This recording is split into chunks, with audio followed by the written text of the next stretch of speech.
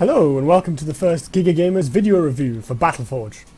This is a very unique online free-to-play RTS with the little trappings of MMO and collectible card games mixed in. It's a bit of a unique blend, so let's jump right in and see how it works. Here we see the menu screen. This is the best menu ever because it has dragons in it. It's called the Forge and it essentially allows you to summon units whenever you want outside of the game. It's quite nice. You can make them fight each other, test out combos, and just see what your units look like in the first place. On the left here, we have the list of cards. Now, regrettably this game is microtransaction powered, and this is probably its main weakness. It won't cost you a huge amount of money if you decide to get a fair amount of cards, especially if you do what I don't do and stick to only having one or two decks. As it is, I have a ton of cards, and even that didn't cost me that much by just carefully buying up boxes at the right moment. So, there are four colours of card, and three kinds: units, buildings, and spells. Units are, like this guy you see before you, things you can summon to actually move around and fight on the battlefield. There are four sizes, aka types of unit: small, like these archers here; medium, like this guy; large, like this guy, the Vileblood; and extra large, like our friend the dragon. In addition to that, there are buildings, like towers, which you can use to defend strong points, or in the case of this thing, the Banner of Glory, support your units. And then finally spells, which can cast healing auras or large explosions, as the case may be. You've also got access to control spells and other interesting effects, which allow you to mess with either your own guys or your opponents in various unique and interesting ways. So this is much more like an MMO than most RTSs you'll have played. The game generally espouses this with dungeon-like level layouts and a card upgrade system that sees you collecting rewards from playing missions to make your cards incrementally slightly better. But we'll get to that. So, I'm just going to use this deck that I built here. So each deck is made of 20 cards, and you can put any mix of units in that you like. The catch is, of course, that you won't necessarily be able to summon all of them in combat. To unlock the tech tree, you build what's called orbs. Orbs are built on specific points on the map called monuments, and you will typically have between 1 and 4 of them, each of a specific colour. A card, like for instance these Windweavers here, will have a number of orbs shown in the top right that is required to actually enable you to summon the card. So these Windweavers need 1 green orb. This guy, a mutating maniac, needs 1 green orb, 1 red orb, and 1 orb of any colour, making him a little interesting. And this goes all the way up to, cards requiring multiples of the same colour orb, like this Fire Dragon here, which needs 3 red orbs and is a tier 4 unit, meaning you have to be playing pretty heavily red if you want to use him. So, let's see how the game actually plays. I'm just going to do the first mission of the campaign on the standard difficulty. So this mission is fairly straightforward. You move from area to area, clearing out enemies as you go. It's a bit like a dungeon in an MMO.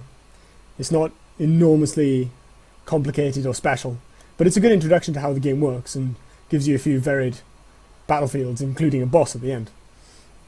Later missions are much more complicated, including missions where you're working with up to 12 other players, or a mission where there's 2 players fighting in the present and 2 players fighting in the past, however the hell that works.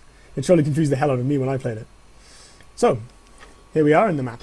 You can see that we've got a pretty gorgeous visual style here, a little bit stylized, a little bit artistic, and some very delineated map layouts. The game as a whole follows this, with maps made up of pathways rather than large open spaces as you see in most strategy games. Right here in front of me, I've got 2 power wells, which are basic resource generators, and a monument with no orb on it. When I summon a unit, because this is my first monument, the orb will automatically match itself to the colour of that unit. So first, I'm going to summon a Shaymin. Shaymin is a medium unit. He's not much of a fighter, instead he will heal my guys for me. As it is, he's going to wander off and try and heal some NPCs up there. I'll just let him for the time being. Summon someone else to accompany him. And then let's build some archers. These archers are called Windweavers, and they're a pretty solid unit, pretty basic. I'll grab 3 of these, move them up to complete my first sort of mini objective, which is kill this massive horror that's currently threatening these friendly guys. So the Shaymins are actually keeping them alive, which is quite rare. Before I go on, I'm going to build this power well spot on the left. Power wells obviously cost power to build, but pay for themselves in a few minutes, as you'd expect. If you destroy them, the power is lost, which is a bit unfortunate. So protecting them is quite important in PvP.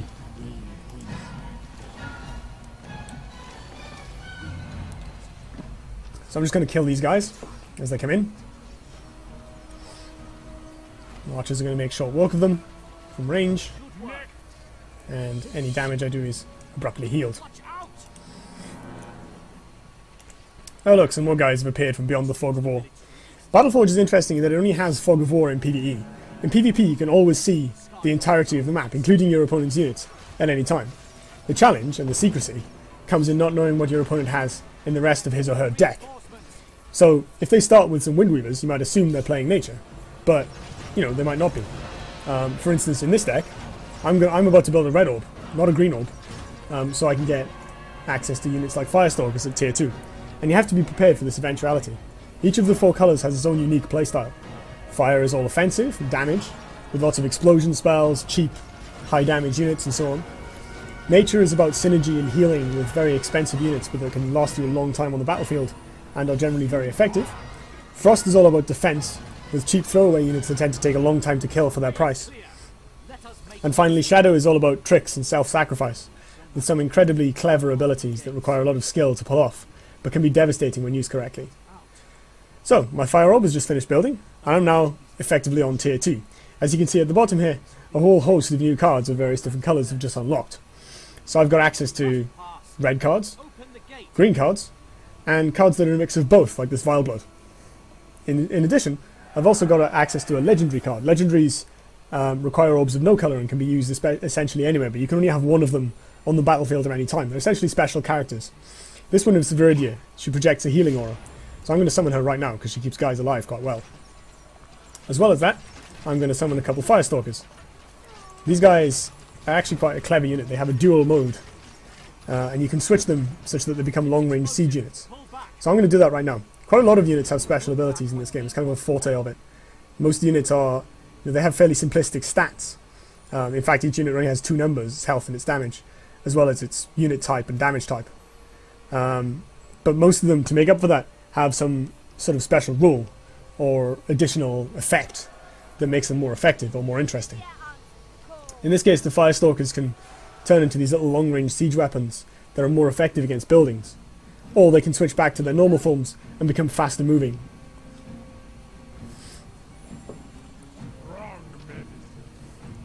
So, now that I've finished destroying the spawn building, I'm free to build this next power well, and I'm going to first move down and attack this next area. Here we see another spawn building, Joy of Joys, which my Firestalkers are happily engaging from extreme range, because they're like that. So most fights in Battleforge are conducted over pretty close range. There are very few things that can outrange units like the Firestalker. So this sort of 50-meter range tends to be the maximum in most situations. There are some heavy artillery units that can fire hundreds of meters across the map, but they generally require, like most things, friendly units to be in the area so you can position the target. Summoning is actually the same. You can summon units anywhere on the map that is near a friendly unit. You don't actually have to summon them near your power wells or your monuments. If you do, however, they suffer from summoning sickness, which makes them less healthy and less powerful for 10 or 15 seconds. It's not a huge debuff, but it essentially balances out the advantage that an attacker might have, where they can continually reinforce a combat until they win through sheer attrition. In this case, handing the advantage to the defender of any power well or monument, because they'll have a base building nearby, and their dudes won't suffer from summoning sickness when they're built. So it's going to take me quite a while to build up the 250 power I need to build this next monument, because monuments get more expensive as you go on. So I think I'm just going to move this way a little and start clearing out a few units on the way.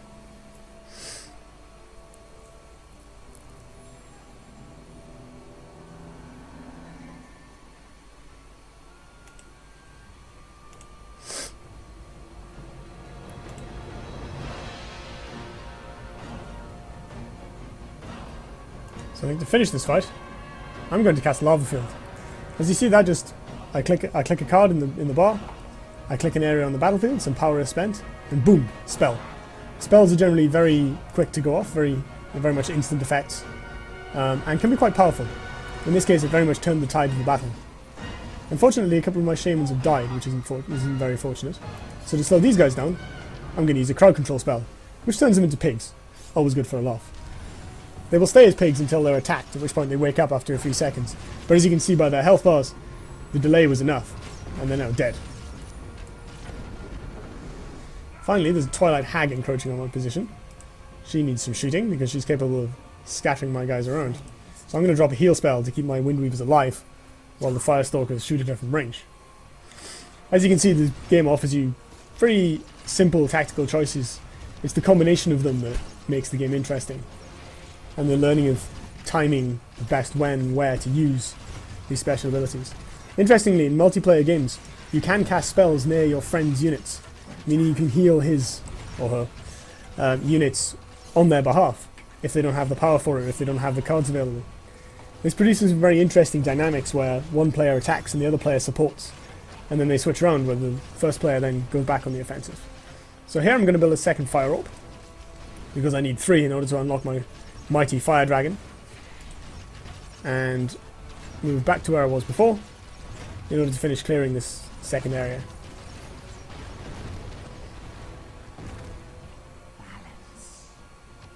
So Battleforge tends to run on this rather neat system of counters and counter-counters. Every unit, as well as having a type, which is generally its size, small, medium, large, extra large, also has a damage type, which is built into their basic stat line, the basic damage value. And against that, this damage type essentially names a type of card. Mostly a creature type, but sometimes it can be buildings as well. And against that type, you then gain a 50% damage bonus, which is quite significant. In this way, it's not game breaking if you don't have the right cards to counter exactly what your opponent has at any particular time. But it does very much emphasize the player versus player combat on quickly bringing out units to counter whatever your opponent has at the right time, making it a very dynamic, engaging affair. Because there's no base building, combat is very immediate, and the forces that go into a combat can be completely different, and usually are, from the forces that leave it. So I'm just going to finish clearing off these ambushes here, such as they are, and build another power up. So we've got some support characters now, telling me what's what, and essentially laying out the objective for the next area. Essentially, I have a choice now. I can build this wall here, for which I'll have to have units nearby, which will erect essentially a defensive fortification between me and the opponent. Like so. If I build the wall, I can even put archers on top of it to defend it. The other option is that I'm allowed to move forward into the area currently hidden by all the fog of war up above and attack, which is probably what I'm going to end up doing. I do now have a large amount of time to essentially sit and build an army. So I'm going to pause the recording, spend a while, build a big force, and then I'll come back and explain it all when I'm done. Hello again, and we're back. And this time, I suddenly have an enormous army. So, I'll explain each bit in turn briefly. On the left here, we have some magma hurlers, who throw balls of lava made from their own bodies. In the center, we've got some mutating maniacs, the big blue, yellow, spiky, horrible things, backed up by the mighty Brannock, another legendary unit. This is our first extra large unit that we've seen so far, with the other guys being large, and you can see he visibly towers over them. The size differences are quite visible. On the top right here, we've got some virtuosos, who are anti-large units, with big horns which they can blow to debilitate structures. Finally, we've got the army I had earlier, with the little fire stalkers, archers, and our resident healer. So, rather than opening the gate in the wall, I'm actually going to destroy it. Not only to get it out of the way, but also to reclaim the power I spent on it, which goes back, gradually trickles back into my pool in a neat little mechanic called Void Power. This essentially means that if I lose my entire army in a fight, I'll actually be able to recover fairly quickly. It's a very nice mechanic and balances out the game pretty well. So, I'm going to move up and begin the onslaught. Let's go this way first. There are actually quite a large number of enemies in this area, so my hope is to keep my army together and smack them down one by one. Letting them all get distracted by the Twilight Hulk will probably not be a good idea at that. But let's roll with it. So, I'm going to select Brannock in here and use his special ability. If you can see in the midst of all that massive amount of units there, he's just started glowing red. And this essentially means that he applies a large amount of damage to enemy units in the vicinity. Combined with the damage my army is already outputting, this is quite something. On to the next area. We've got a tower to clear, and some little dudes. which I'll aim my magma hurlers at. So if you can see on the top left here, I've got a nice little toolbar that essentially shows me my control groups and which units are in them. Not only can I assign units to control groups pretty easily by simply summoning next to existing control groups and relying on the game's auto-grouping algorithm, which actually works really well. But on top of that, I can manually drag and drop them in this bar, as well as simply using the control and number system that is common in RTSs. It's a pretty good detail of the interface, and actually much appreciated. Once you realise it's there, you start realising how handy it is. I'm just going to send Brannock to trash this building, and I think I'll put the Virtuosos and his bodyguard into this tower here. So having destroyed the main spawn building, this should help prevent enemies from reoccurring.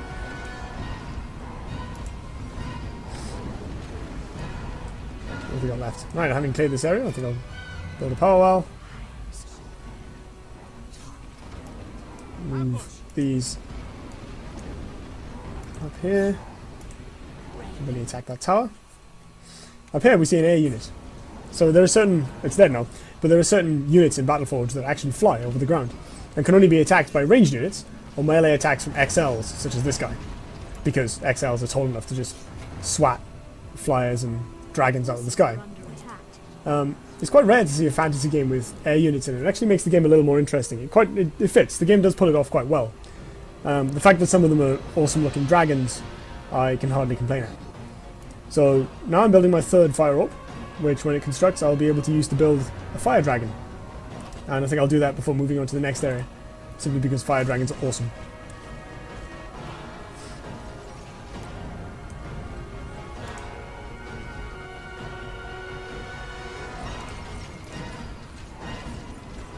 Voila! Dragon. Now I have an air unit. Fire dragons have an interesting little rule called Rage, which essentially means they start off with a very mediocre damage stat, but the more they do this, the more powerful they get. If they don't fight for a little while, their damage output drops back down. It's quite a common red mechanic, and is just another example of little interesting special rules that Battleforge throws on its units. In this respect, it's actually quite like card games. Card games tend to have a few simple rules for each unit that are fairly general, and Battleforge is no exception to that. So each unit will have usually between 0 and 3 or 4 little tweaks that make it unique. And they've done a pretty good job of differentiating the different factions and multicolour units and so on over the course of 3 or 4 expansions and what now numbers a few hundred cards. So up on the hill, we're going to encounter a boss. This guy is a Wrathgazer. The general tactic to beat this guy, as Viridia is currently explaining to me, is to send in melee troops to distract him, while everything simply pounds him dead. The reason is that he summons these little spirits, and spirits, when they reach him, give him spells, which are quite dangerous. Now, to beat this guy, I'm going to need some bigger units. Unfortunately, I'm actually reaching the unit cap, so it's time to delete my archers and my fire stalkers, which is a shame because they serve me well, but they're a little useless here. In their place, I can have another dragon, which I think is a pretty good trade. The game usually features boss battles at the end of single-player maps. As I mentioned earlier, the PvE maps are very much laid out like dungeons in an MMO. You start at the beginning, you move between area to area, clearing out opponents as you go along. It's pretty simplistic to begin with, but can get very complicated. And they play around with the mechanic and the structure in some very interesting and unique ways, including teleportation and the aforementioned time travel mission, which is really mind-bending. To supplement my forces, I'm also going to summon a fire worm. So the game has a few of these massive worm units, and they look and feel really unique. They have the ability to bowl enemies over as they move, by simply diving up from beneath the earth and sending them flying.